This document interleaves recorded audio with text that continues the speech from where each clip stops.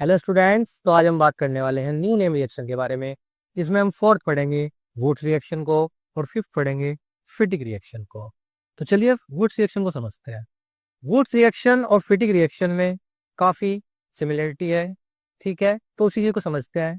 Wurtz reaction में क्या होता है कि वुड्स रिएक्शन में आप 2 मोल ऑफ एल्काइल हैलाइड को ट्रीट करोगे 2 mole of sodium in the presence of dry ether. यानी कि वुड्स रिएक्शन में आप किसका यूज करोगे? एल्काइलाइड का, सोडियम का और ड्राई ईथर का। और इस रिएक्शन में होता क्या है? इस रिएक्शन में एल्काइल हैलाइड चेंज हो जाते हैं किसमें? एल्केन में। जैसे यहाँ पर रिएक्शन दिख रखी है आपको, रिएक्शन दिख रही है।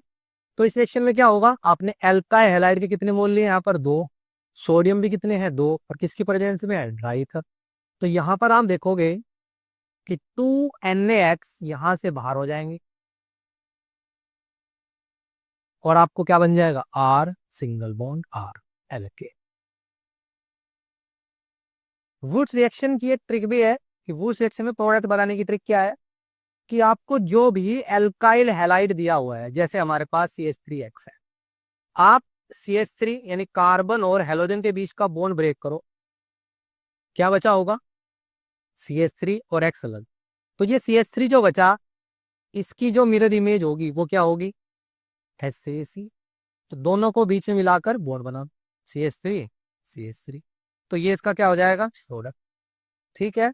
तो जो भी एल्का एलाइड है, एल्का एलाइड में एल्काइल ग्रुप और हेलोजन के बीच का बॉन्ड ब्रेक कर दो।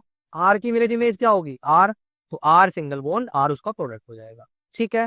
बात समझ में आती है। इसी तरह फिटिक रिएक्शन में क्या होगा? वुड्स में क्या होता था? एल्का हैलाइड यूज होता था, लेकिन फिटिक में एराइल हैलाइड यूज करेंगे। 2 मोल ऑफ सोडियम सिमिलर है, ड्राई ईथर भी सिमिलर है। तो यहाँ पर देखो, हमने 2 मोल ऑफ एराइल हैलाइड लिए हैं, यानी बेंजीन से अटैच कर दिया है हेलोजन को।